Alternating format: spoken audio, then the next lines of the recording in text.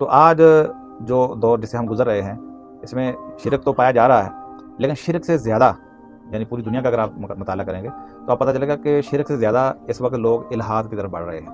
यानी मज़हब के खाने में चाहे उसने किसी ने क्रिश्चियन लिखा हुआ है, किसी ने यहूदी लिखा हुआ है, किसी ने मुस्लिम लिखा है, किसी ने हिंदू लिखा है, लेकिन अमली ज़िंदगियाँ जो हैं वो उसी मज़हब से खाली हैं।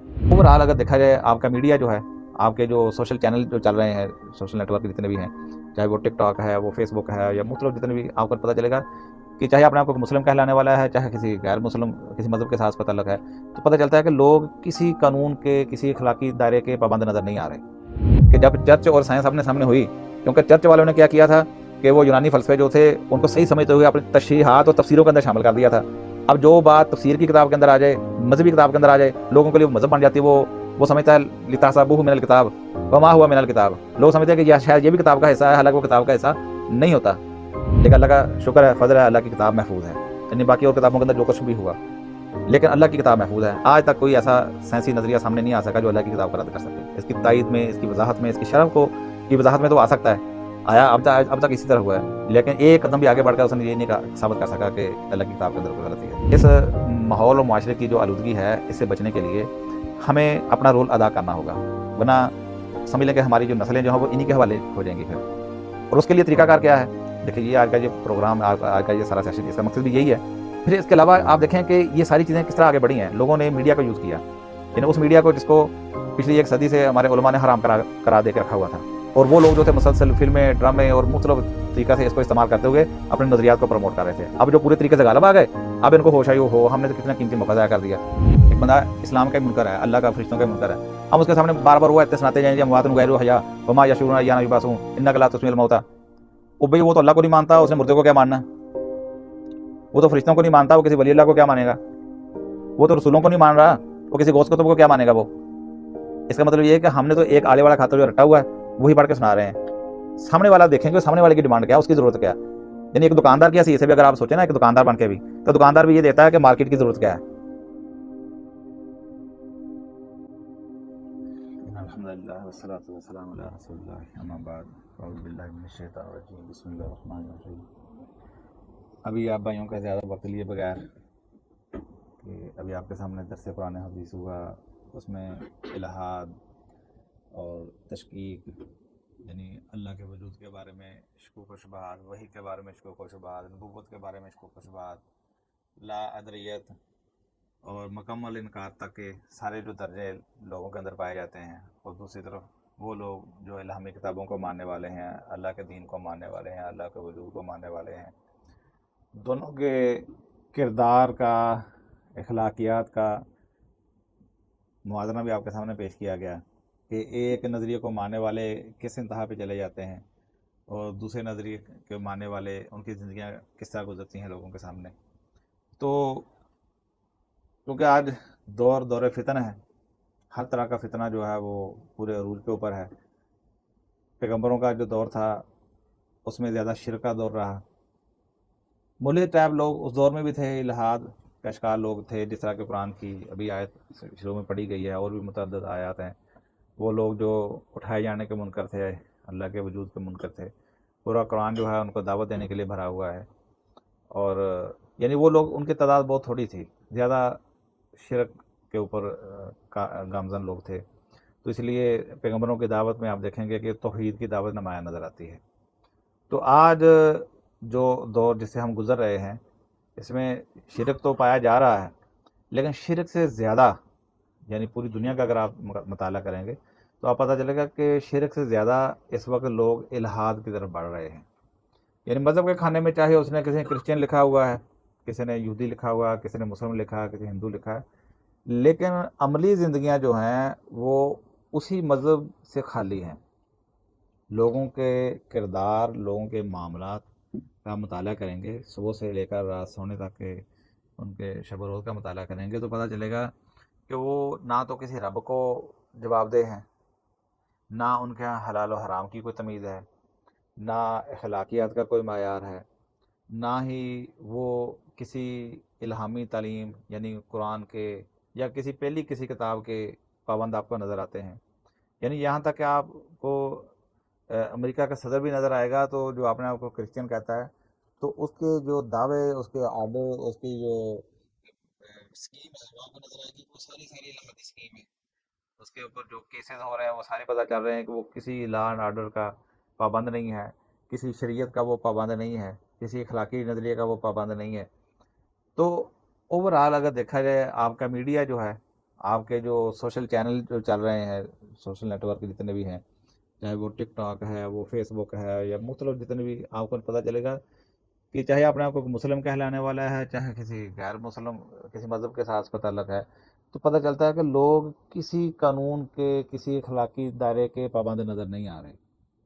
پوچھتے دیکھ لو، کوئی کہے گا میں کرسچن ہوں، میں ہندو ہوں، میں یہودی ہوں، میں مسلم ہوں. یعنی خود مسلمانوں کا آپ جب دور کیا جانا میڈیا کے مطالعہ کیا کرنا، آپ ارد گرد دیکھ لیں، مساجد کا حال دیکھ لیں. آپ کسی بھی مسلک کی مسجد میں آپ جا کے دیکھ لیں، ان کی آبادی کا آپ تناسب دیکھیں، پھر اس میں دیکھیں کہ مسجد میں آنے والے لوگوں کی تعداد کتنی ہے، فجر میں کتنے ہوتے ہیں، ظہر میں کتنے ہوتے ہیں، عصر مغرب عشاء میں کتنے ہوتے ہیں. تو یہ ایک اثر ہے، یہ ایک الحاد کا اثر ہے غیر شعوری طور پر. یعنی وہ ویسے سے پوچھ کے دیکھ لو، کہتا ہے وہ جی امال کی کمی ہے، بس امال کی کمزوری ہے، وہ بس جی تھوڑا پریکٹسنگ مسلم نہیں ہے تو ویسے بندہ اچھا ہے. یعنی کہنے کا مقصد یہ ہے کہ یہ بھی لا دینیت کی طرف بڑھتا ہوا ایک رجحان ہے. مساجد کا خالی ہونا، اور یعنی اذانیں ہو رہی ہیں، لوگ موبائل سامنے رکھا ہوا ہے، ریلز کو سکرول چل رہی ہے اس کو نہیں پتا اذان کس کی ہو گئی، کدھر ہو گئی، نماز ضائع ہو گئی، وقت ضائع ہو گیا، نہیں، اس کو کوئی پرواہ نہیں ہے. تو یہ ساری اس بات کی علامات ہیں کہ غیر شعوری طور پر ہمارا مسلم طبقہ، یعنی کسی بھی جماعت، کسی فرقے کا بھی ہو، اکثریت کا آپ یہی مطالعہ کریں گے، یہی نظر آئے گا. شعوری طور پر دین کو پر عمل کرنے والے، حلال حرام کی تمیز کرنے والے، اللہ کی جواب دہی کا احساس رکھ کر زندگی گزارنے والوں کی تعداد آپ کو بہت چند نظر آئے گی، کم نظر آئے گی، چند لوگ نظر آئیں گے. تو ایسے میں ہماری ذمہ داری کیا ہے؟ یعنی جن کو بات سمجھ آ چکی ہے، اب یہ لوگ ہم کہیں گے ان سے اب نفرت کریں، ان سے دور رہیں، ٹھیک ہے نا، ان کو بگائیں اپنے پاس ہے، یہ تو طریقہ نہیں ہے. اس کے لیے طریقہ تو پھر وہی ہے جو انبیاء علیہ السلام نے اختیار کیا. ان کو بھی ادعو الی سبیل ربک بالحکمۃ والموعظۃ الحسنہ وجادلہم باللتی ہی احسن. یعنی یہ جو لوگ اپنے دلائل بھی، اپنے جواز کے دلائل بھی پیش کرتے ہیں، ان کے ساتھ جو تبادلہ خیال کرنا وہ بھی آسان طریقے سے کرنا ہے. تو آج میرے خیال کہ آج کا جو سیشن ہوا ہے، میرے خیال میں سارا اسی موضوع کے ہی تقریباً نظر ہوا ہے، کیونکہ یہ دور جدید کا فتنہ ہے. اور آپ کو ہر پلیٹ فارم پہ جو روایتی طرز کے مقررین یا اسپیکر تو بہت سارے مل جاتے ہیں، لیکن یہ جو فتنہ بڑھ رہا ہے، اس کے اوپر توجہ دلانے والے اور اس کے اوپر کام کرنے والے بہت تھوڑے لوگ ہیں. اور اللہ کا شکر ہے کہ جس طرح کا فتنہ پیدا ہوتا ہے، اس میں کام کرنے والے بھی پیدا ہو جاتے ہیں، پیدا ہو جاتے ہیں. آج بہت سارے لوگ ہیں جنہوں نے اس کے اوپر کام کرنا شروع کر دیا ہے. تو لیکن ابھی بھی بہت سارے لوگ ہیں جن کی آنکھیں بند ہیں، وہ پھر وہی بات، وہی پرانی باتیں، وہی قصے کہانیاں اور وہی روایتی طریقہ کار اڈاپٹ کر کے بیٹھے ہوئے ہیں، جس کا رزلٹ یہ ہے کہ یہ جو نسل ہے یہ مزید ان سے یعنی مترفر ہو رہی ہے. جس طرح بھی آپ کے سامنے بتایا گیا نا کہ جب چرچ اور سائنس آمنے سامنے ہوئی، کیونکہ چرچ والوں نے کیا کیا تھا کہ وہ یونانی فلسفے جو تھے ان کو صحیح سمجھتے ہوئے اپنی تشریحات اور تفسیروں کے اندر شامل کر دیا تھا. اب جو بات تفسیر کی کتاب کے اندر آ جائے، مذہبی کتاب کے اندر آ جائے، لوگوں کے لیے وہ مذہب بن جاتی ہے. وہ سمجھتا ہے لتحسبوہ من الکتاب وما ہوا من الکتاب. لوگ سمجھتے ہیں کہ یہ شاید یہ بھی کتاب کا حصہ ہے، حالانکہ وہ کتاب کا حصہ نہیں ہوتا. وہ سمجھتا ہے شاید یہ اللہ کی تعالیٰ کی طرف سے ہے، حالانکہ وہ اللہ کی طرف سے نہیں ہوتا. تو آج ہمارا یہ معاملہ ہوا کہ ہمارے مذہبی طبقے نے جو کام کیا کہ صوفیوں کے قصے کہانیاں، کوئی صوفی صاحب پانی کو بچا رہے ہیں، کوئی ہوا کے اندر اڑ رہے ہیں، کوئی مردے کو زندہ کر رہا ہے، کوئی کشتی کو ڈبو رہا ہے، کشتی کو نکال کے مردوں کو بھی زندہ کر دیتا ہے، تقدیریں بدل رہا ہے. یعنی ایسے ایسے آپ کو واقعات، قصے کہانیاں کون سناتا ہے؟ یہ مذہبی لوگ سناتے ہیں، وہ مذہب کے نام پہ سناتے ہیں. ساتھ کہتے ہیں انا اولیاء اللہ لا خوف علیہم ولا هم يحزنون، کہ دیکھو جو اللہ کے ولی ہوتے ہیں ان کو غم و خوف کا موقع نہیں ہے. ایک آیت پڑھتے ہیں، اس کے بعد سارے خدائی اختیارات جو ہیں وہ صوفیوں کے حوالے کر دیتے ہیں. پتہ چلتا ہے کہ ایک صوفی صاحب جو ہیں وہ ساری کائنات کا نظام وہی سنبھال کے بیٹھے ہوئے ہیں، کہیں غوث ہے، کہیں قطب ہے، کہیں ابدال. اور جب یہ ہمارا طبقہ جو تھوڑا سا سائنس کی طرف آتا ہے، کوئی دنیاوی علوم کو پڑھتا ہے، وہ دیکھتا ہے کہ یہ مولوی صاحب کیا سنا رہے ہیں ہمیں، یہ مذہبی کتابوں کے اندر کیا لکھا ہوا ہے. اب وہ یہ نہیں سمجھتا ہے کہ یہ اللہ کی کتاب نہیں ہے، لیکن اس نے جس ماحول کے اندر آنکھ کھولی ہوتی ہے وہ یہ سمجھ رہا ہے کہ ہمارے مولوی صاحب قرآن سے پڑھ کے سنا رہے ہیں لتحسبوہ من الکتاب. وہ سمجھتے شاید قرآن کے اندر ساری باتیں لکھی ہوئی ہیں. اچھا، کہ اس طرح کی بہت ساری باتیں تفسیروں کی کتابوں کے اندر بھی واقعات اس طرح کے شامل ہیں. تو وہ سمجھتے ہیں شاید یہ بھی کتاب کا حصہ ہے، اللہ کی کتاب کا حصہ ہے. تو لوگ پھر مذہب سے، جو حقیقی دین ہے، جو اسلام ہے، جو اللہ کی کتاب ہے، لوگ اس سے متنفر ہونا شروع ہو جاتے ہیں. یعنی مسلمانوں کا بہت سارا طبقہ جو متنفر ہوا، اس کی بڑی وجہ یہ ہے. اسی طرح جو اس دور کے اندر آج سے 3-4 صدیاں پہلے جو سائنسدان مذہب سے متنفر ہوئے تھے اس دور میں، اس وقت میں یہ تھا کہ سائنسی حقائق کچھ اور چیزیں سامنے لا رہے تھے، اور مذہبی طبقہ جو تھا وہ اپنی کتابوں کے اندر کچھ اور چیزیں شامل کر چکا تھا.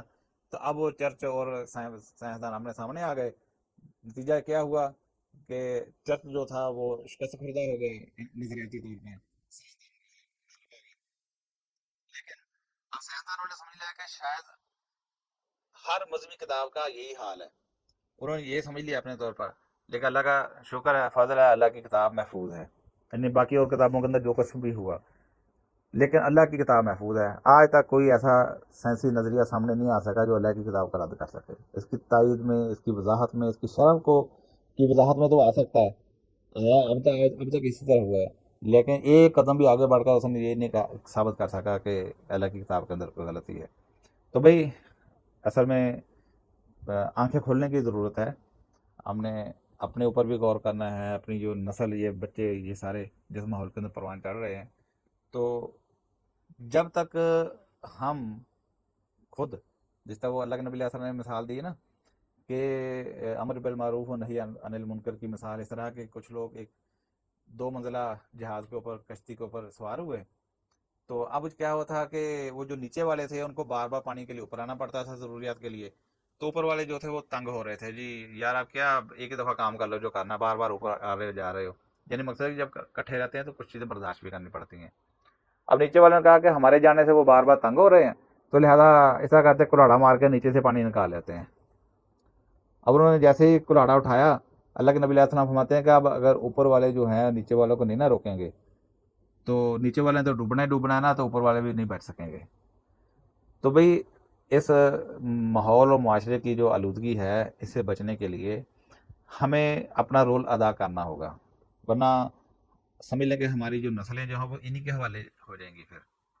اور اس کے لیے طریقہ کار کیا ہے؟ دیکھیں یہ آج کا یہ پروگرام، آج کا یہ سارا سیشن، اس کا مقصد بھی یہی ہے. پھر اس کے علاوہ آپ دیکھیں کہ یہ ساری چیزیں کس طرح آگے بڑھی ہیں. لوگوں نے میڈیا کا یوز کیا، یعنی اس میڈیا کو جس کو پچھلی 1 صدی سے ہمارے علماء نے حرام قرار دے کے رکھا ہوا تھا، اور وہ لوگ جو تھے مسلسل فلمیں، ڈرامے اور مختلف طریقہ سے اس کو استعمال کرتے ہوئے اپنے نظریات کو پروموٹ کر رہے تھے. اب جو پورے طریقے سے غالب آ گئے، اب ان کو ہوش آئی ہو ہم نے تو کتنا قیمتی موقع ضائع کر دیا.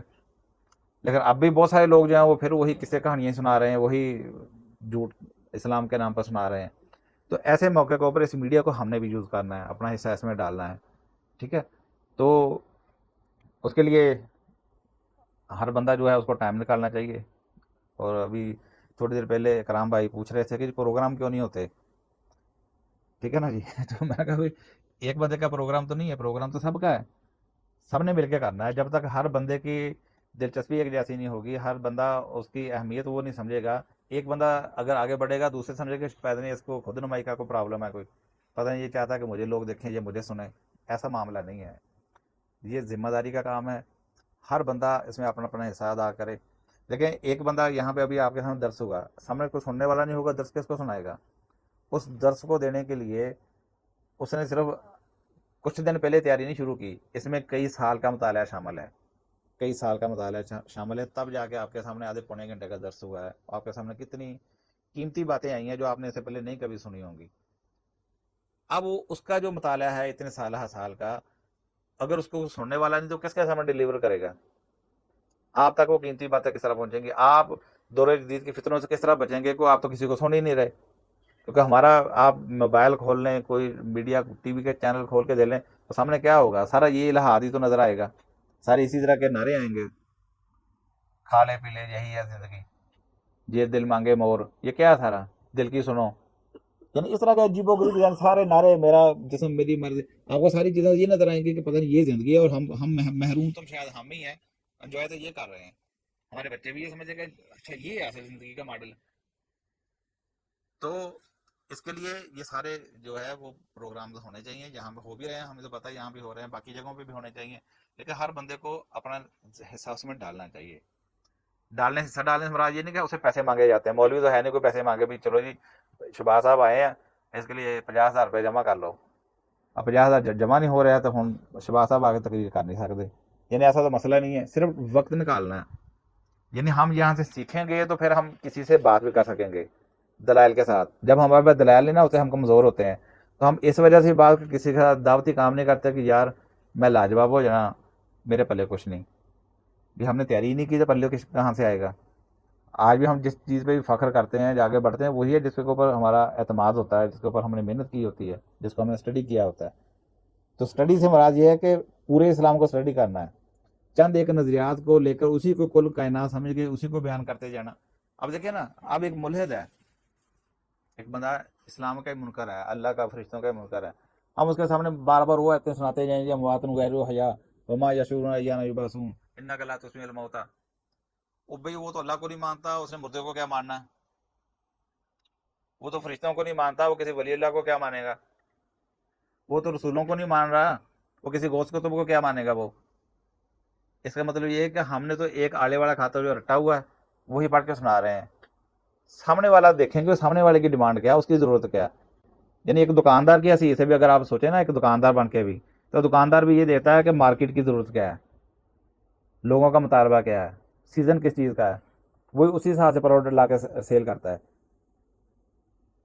بے موسمی پروڈکٹ وہ بھی دکاندار بھی اپنی دکان پہ نہیں رکھتا ہے، تو یہ نظر دکاندار رکھتا ہے نا کہ مارکیٹ میں کس چیز کی ضرورت ہے۔ تو ایک دائی کی حیثیت سے، ایک مصلح کی حیثیت سے ہم نے دیکھنا کہ اس وقت ضرورت کس چیز کی ہے، کس بات کو کھولنے کی ضرورت ہے، کون سا کلمہ بلند کرنے کی ضرورت ہے۔ توحید کی جو شرک قائل ہے، جو شرک کے اوپر کاربند ہے، اس کا ہم توحید بیان کریں، اور جس کی زندگی اسلام سے خالی ہے، دین سے بیزار آپ کو بندہ نظر آ رہا ہے، اسلامی تعلیمات سے بیزار نظر آ رہا ہے، اہل علم سے بیزار نظر آ رہا ہے، اس کے سامنے وہ باتیں رکھیں۔